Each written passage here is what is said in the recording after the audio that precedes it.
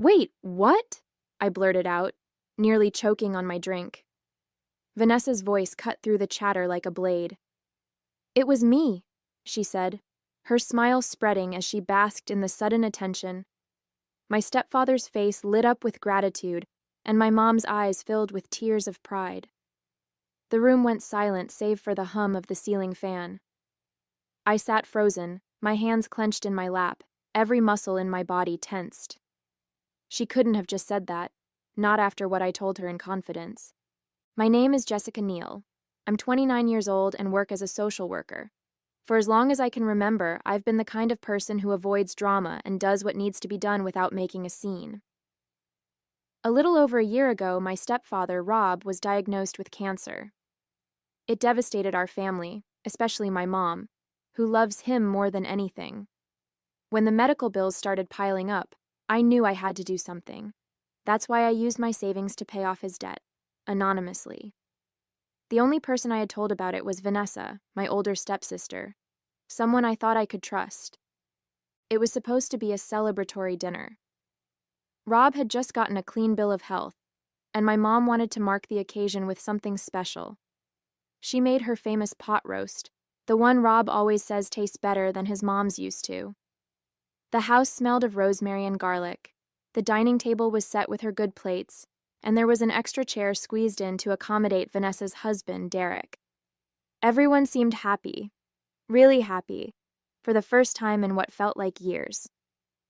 I sat between my mom and Derek, trying to join in the light-hearted conversation, but my mind kept drifting. I felt a warmth in my chest every time Rob laughed, knowing he could finally relax without the weight of those hospital bills. He'd even made a toast to the Good Samaritan who paid off the debt, thanking them for their generosity. I had smiled quietly into my glass, content to keep my secret. That was when Rob, out of nowhere, asked, "Was it one of you?" His eyes scanned the table, hopeful but not pressing. My heart sped up, but before I could decide how to react, Vanessa leaned back in her chair, grinning like a Cheshire cat, and said, "It was me." I stared at her, my throat tightening as the room erupted into applause. My mom's face lit up with pride, and she reached across the table to squeeze Vanessa's hand. "I knew it," she said, her voice trembling with emotion. "You've always had such a big heart." Rob looked at her like she was some kind of hero, his voice soft as he said, "Thank you, sweetheart. I don't even know what to say." But it was Derek's reaction that really caught me off guard. He blinked, his fork frozen halfway to his mouth, and then said, "Wait, you did this? When?" Vanessa didn't even flinch. She turned to him with that same syrupy smile and said, "Of course I did. I didn't tell you because I wanted it to be a surprise." Derek stared at her for a moment, clearly trying to process what she'd just said, but then shrugged and went along with it, muttering something about how proud he was.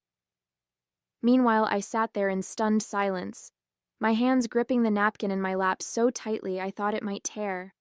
She had lied not just to the family, but to her own husband. And the worst part? She didn't even hesitate. Dinner carried on as if nothing had happened. Rob shared stories from his treatment days, making us laugh with his descriptions of the grumpy nurses who eventually warmed up to him.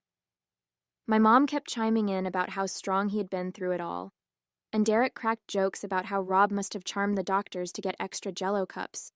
The mood was light, warm, exactly what you'd expect at a dinner celebrating a second chance at life. But Vanessa wouldn't look at me. Not once. Every time I glanced her way, she avoided my eyes, focusing intently on her plate or making a point of talking to anyone else at the table. It was like she knew I was daring her to meet my gaze, to acknowledge what she'd done. Her fake smiles and easy laughs didn't fool me for a second. Beneath all her charm, I could see the tension in her shoulders, the tight grip on her wine glass. She knew I wasn't going to forget this, even if I stayed silent for Rob's sake. When dinner finally ended, I could barely get out of there fast enough. I hugged my mom and Rob, told them how proud I was of him for staying strong through everything, and slipped on my coat. Vanessa gave me a quick, perfunctory smile as I walked past her, but I didn't bother trying to say goodbye. My mom called after me to drive safe, but I could barely hear her over the rush of thoughts in my head as I stepped into the cold night air. The drive home felt like it lasted forever. I replayed the night over and over, trying to make sense of what had just happened. It should have been a celebration, a moment of relief after everything Rob and my mom had been through. Instead, it had turned into this bizarre charade. I kept asking myself how Vanessa could sit there and lie to everyone like that, how she could look Rob in the eyes and take credit for something she had no part in. And the worst part? I let her steal the moment because I didn't want to ruin the night for Rob. But now, sitting alone in my apartment, the silence felt unbearable, and I couldn't stop wondering if I'd made the right choice. As I sat on my couch, staring blankly at the TV that I hadn't even bothered to turn on, I knew deep down what I had to do, or rather, what I couldn't do. Telling Rob the truth might have cleared my conscience, but what good would it do for him? He'd been through so much already, and he was just starting to feel like himself again. The last thing he needed was to be dragged into some ugly fight between Vanessa and me. He didn't deserve that, not after fighting so hard to beat cancer. And I convinced myself that staying quiet was the right thing to do. Rob's peace of mind mattered more than my anger or frustration. As much as I wanted him to know the truth, that I was the one who had his back when he needed it most, it wouldn't change anything for him now. If anything, it might make him feel guilty for celebrating Vanessa when he should have been thanking me. And honestly, he didn't need guilt. He needed to heal, to be happy, to focus on living. So, I decided to let it go, for him, if not for me. The next morning, I couldn't hold it in any longer. I called Vanessa while sitting at my kitchen table, my coffee untouched and growing cold. The phone rang twice before she picked up, her tone bright and casual, like nothing had happened. "Hey, Jess," she said, as if we were best friends. "What's up?" I didn't waste time. "We need to talk about last night," I said, my voice sharper than I intended. There was a pause, just long enough to feel heavy. "What about it?" she finally asked, though I could hear the tension creeping into her tone. "You know what?" I shot back. "Why did you lie to everyone and say you paid off Rob's bills? We know that wasn't you. I told you in confidence. How could you do that to me?" Vanessa sighed heavily on the other end of the line. "Jess, look, it's not a big deal. I didn't think you'd be this upset." "Not a big deal?" I snapped, gripping my phone tighter. "You stood there and lied to everyone, Vanessa. You took credit for something you didn't do, something I sacrificed a lot for. How is that not a big deal?" She hesitated, and for a second, her voice softened. "I just wanted to make Dad proud of me. He's always been proud of you, Jess. You're the selfless one, the one who helps everyone. I didn't think you'd mind if, just this once, I could have that moment with him." I was stunned. "Are you kidding me? This wasn't just some harmless lie, Vanessa. You know what I went through to make that happen. I emptied my savings account so Mom wouldn't have to stress about the bills, so Rob could focus on getting better. And you thought I wouldn't mind?" "I thought it'd be fine," she snapped back, her voice sharper now. "I didn't think you'd actually care who got the credit. I mean, you didn't even want to tell him, right? You were happy to let it be anonymous. So what does it matter if he thinks it was me?" "It's not about the credit, Vanessa," I said, my voice steady but firm. "I didn't do this to be thanked or celebrated. I didn't even want Rob to know it was me. But lying? That's a completely different matter. You knew it wasn't you, and you let everyone believe it was. You let Mom and Rob look at you like you were some kind of savior. How can you live with that?" Vanessa let out an exasperated sigh. "Jess, you're blowing this out of proportion. It's not like I hurt anyone. Rob's happy, Mom's happy. What difference does it make? You're the one who said you didn't want recognition, so why does it matter who they think did it?" "It matters because it's a lie," I snapped. "You've turned something that should have been about helping Rob into a way to stroke your ego. And now I'm stuck sitting here, watching everyone praise you for something you didn't do. Do you know how humiliating that is for me? Not because I want the attention, but because it's a betrayal, Vanessa. You betrayed me." For a moment, there was nothing but silence. Then, Vanessa said quietly, almost defensively. I didn't mean to hurt you, Jess. I wanted to feel like I was enough, for once. Like I mattered. I'm not going to tell your dad, I said, my voice cold and measured. Not because of you, but because of him. He's been through enough, and I won't add this to his plate. But Vanessa... I paused, taking a shaky breath. I want you out of my life. I can't keep pretending that what you did doesn't matter. Jess, come on, she said, her voice rising with panic. You can't be serious. You're really going to throw our relationship away over this? I told you I didn't mean to hurt you. You didn't mean to hurt me, I repeated, disbelief dripping from every word. You lied to my face, you lied to your own husband, and you stole something that wasn't yours to take. You knew how much that sacrifice meant to me. And for what? To make yourself feel better? No, Vanessa. I can't trust you anymore.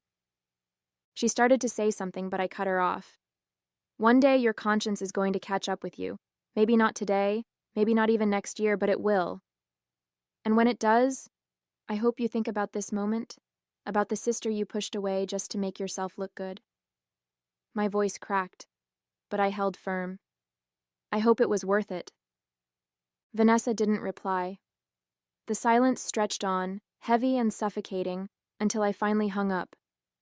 I sat there staring at the phone, my hands trembling, the weight of everything sinking in. I felt raw and hollow, but at least I'd finally said what I needed to say.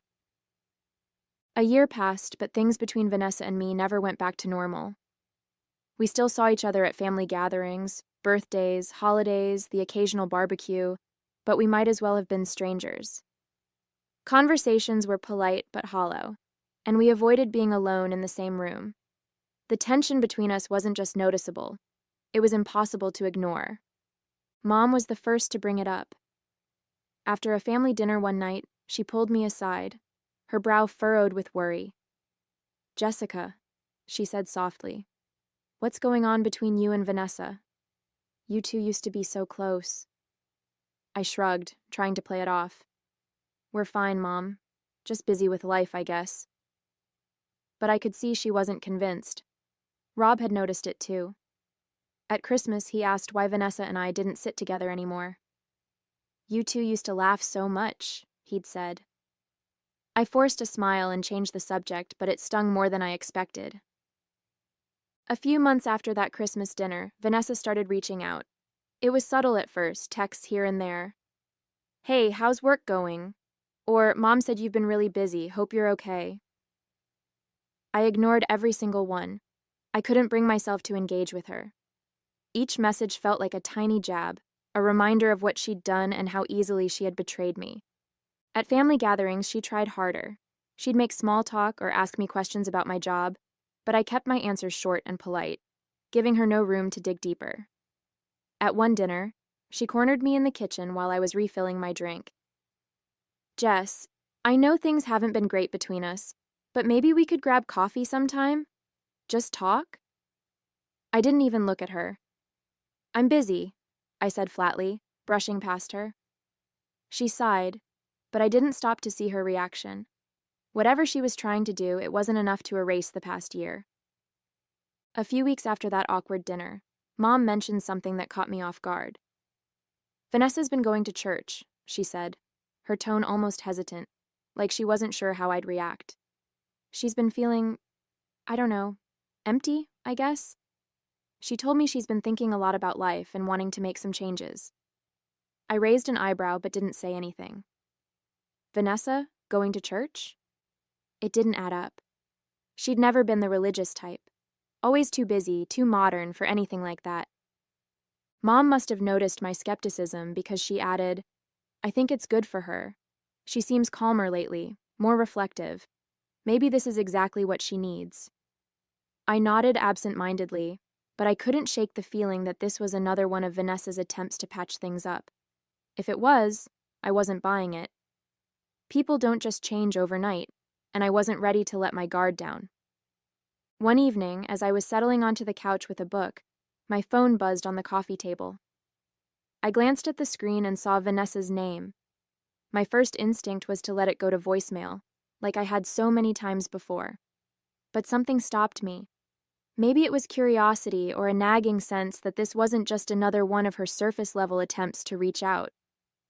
Against my better judgment, I picked up. "Jess," she said softly, her voice quieter than I'd ever heard it. "I know I'm probably the last person you want to hear from, but I need to tell you something." I stayed silent, gripping the phone tighter.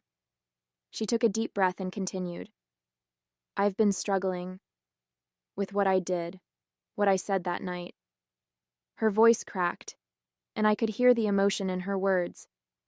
"It's been eating at me, Jess. I thought I could just move on, pretend like it didn't matter, but it does. It matters a lot. I couldn't help myself." The words came out before I had a chance to soften them. "Should I tell you I told you so?" My voice was sharp, edged with all the frustration I'd been holding on to for the past year. On the other end of the line, Vanessa let out a shaky sigh, and for a moment, I thought she might hang up. "You have every right to say that," she finally replied, her tone raw.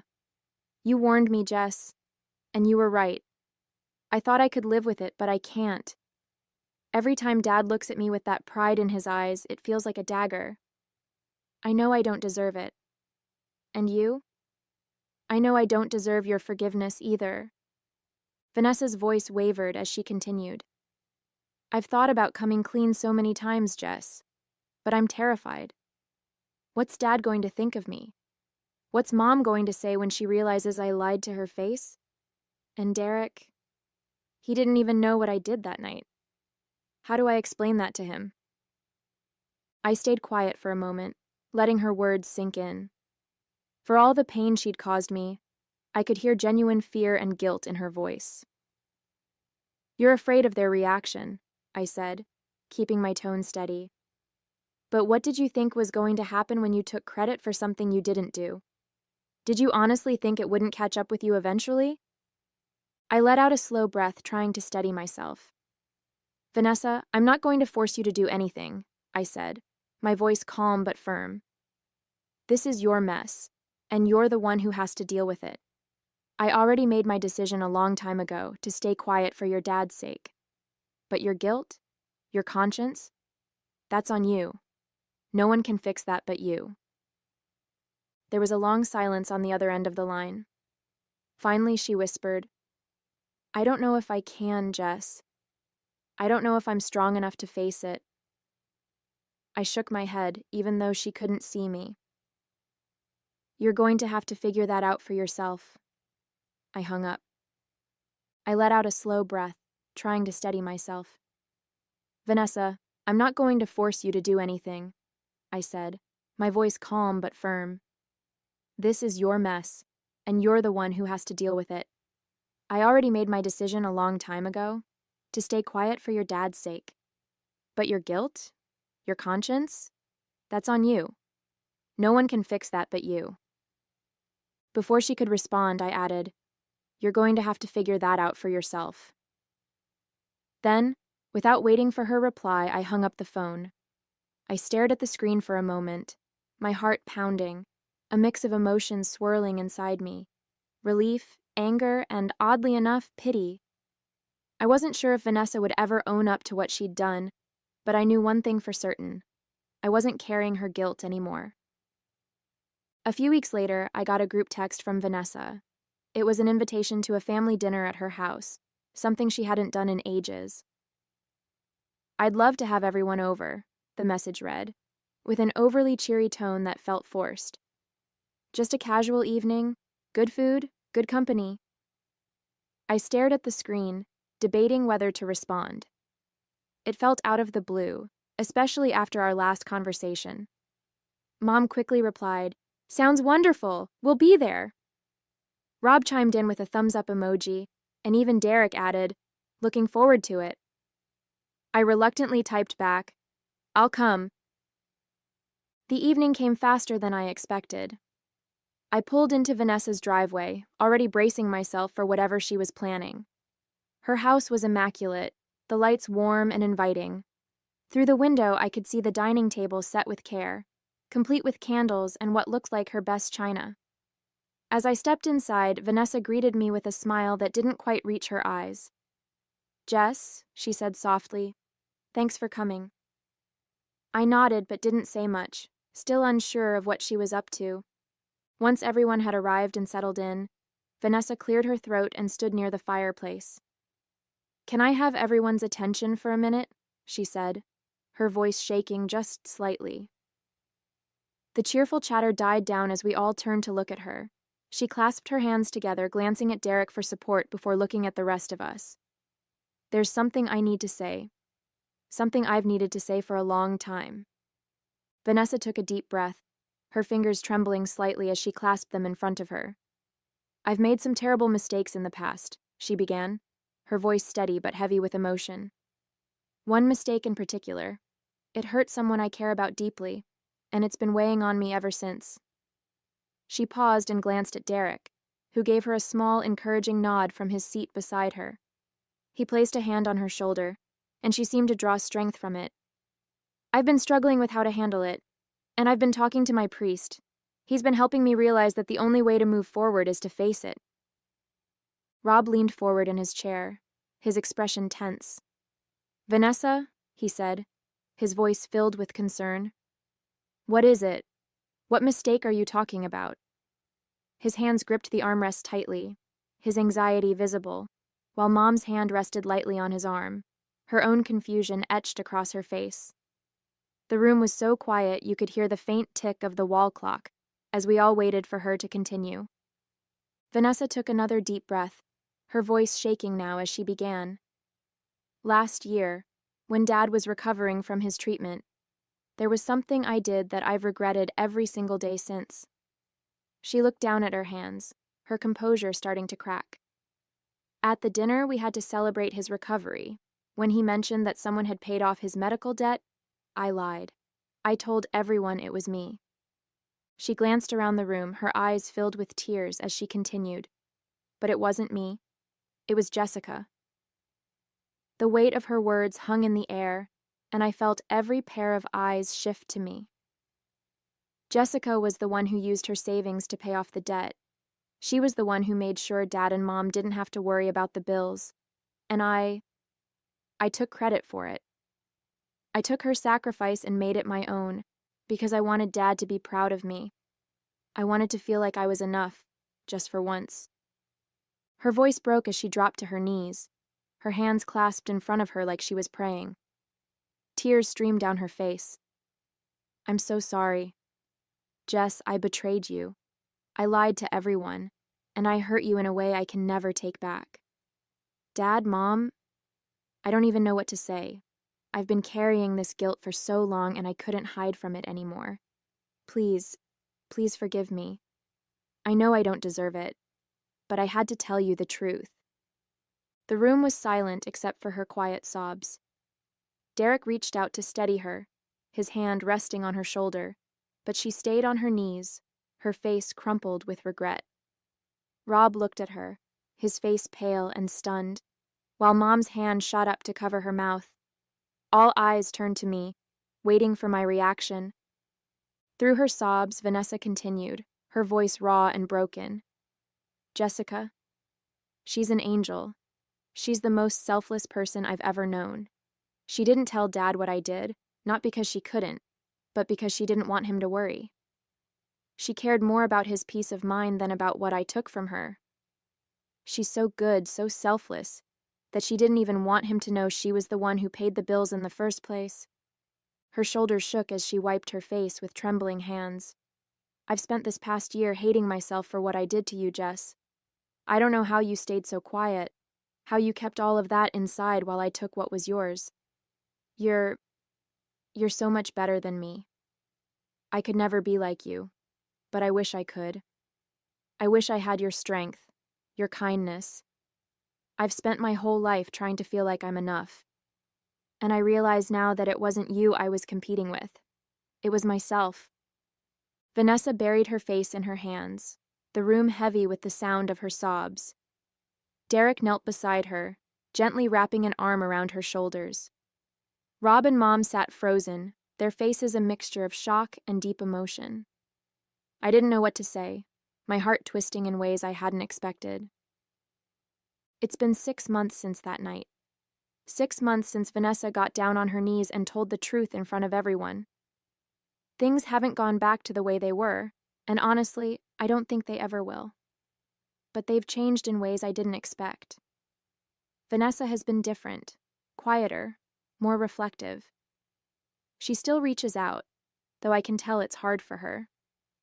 She sends texts sometimes, small things like, "Saw this and thought of you," or, "Mom said you weren't feeling well. Hope you're okay." Rob and Mom handled the truth better than I thought they would. Rob was disappointed in Vanessa, I could see that, but his love for her didn't waver. And with me, he's been even warmer, always finding little ways to show his gratitude, like saving me the best piece of pie at dinner or asking about my work in a way that feels genuine. It's strange, but I think in some ways that night brought us closer as a family. Not perfect, but closer. As for Vanessa, she's still trying to be the best version of herself, and for the first time, I think she means it.